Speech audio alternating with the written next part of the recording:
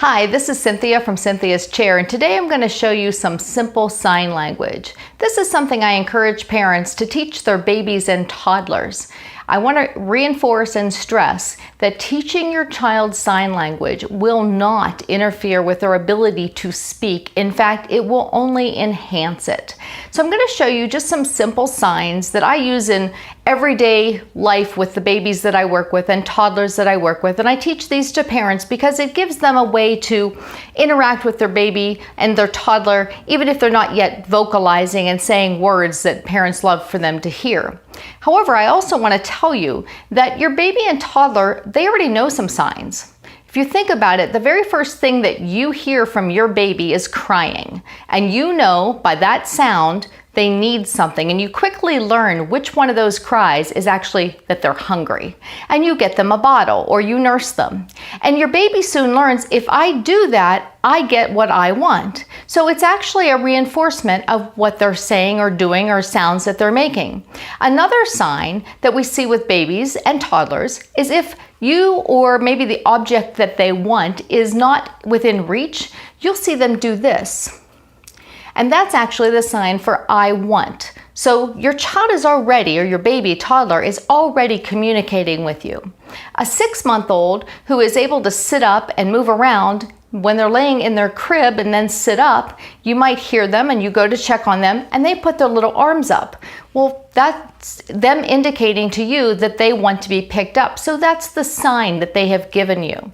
So now let's talk about some specific signs. Again, these are simple signs and not signs that are related to American Sign Language or another formal sign language. So one of the first signs that I teach children is the sign for more, and it's just bringing your fingers together like this. Now, not all children will do it like that immediately. They may never do it like that, but if they do something similar and you know that they're doing in a repetition of what you just did, reward them with whatever it was you said. Do you want more of whatever it is? So I'm going to show you on my little doll Poppy here how to take your child's hands and just guide them to say more. And whenever, this is a perfect place for them to be doing it, is in the high chair, because often you're going to be giving them something more to eat. And so you're just letting them know that they can tell you, I want more. And so again, they're going to guide their hands.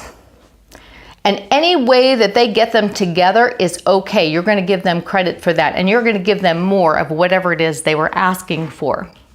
Now, another sign that goes along with sitting in the high chair and getting ready to eat is the sign for eat. And that's just this.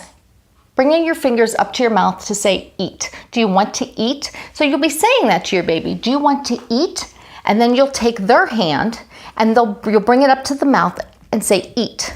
And then you'll feed them. So they know that's what they're getting because you just said, let's eat.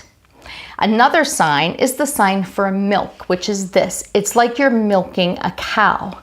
And you'll take your child's hand and you'll just do it over hand guidance like this to show them how to do the sign for milk. And you'll want to use that whether you're giving them a bottle or you're nursing them. So that as they learn it, instead of crying to ask for something to drink, they can do this and you know they're asking for milk. Another sign would be the sign for drink. And this is as they get a little bit older. We're past the milk and nursing stage. They've already done that one most likely. And now we're going to do the sign for drink. And that's simply cupping your hand like as though you're holding a cup and bringing it to your mouth. And you will say, do you want to drink?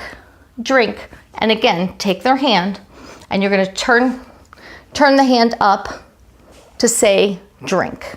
And then again, you would give them a drink because you're reinforcing that. So there are a couple of other signs. When they're done eating, we want to teach them all done. And it's very simple. It can be this, it can be this.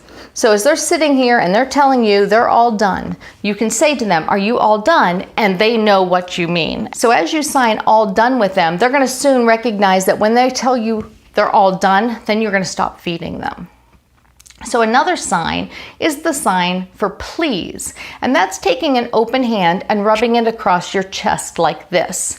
And you're going to say to them, please. Same way, same thing, just hand over hand guidance.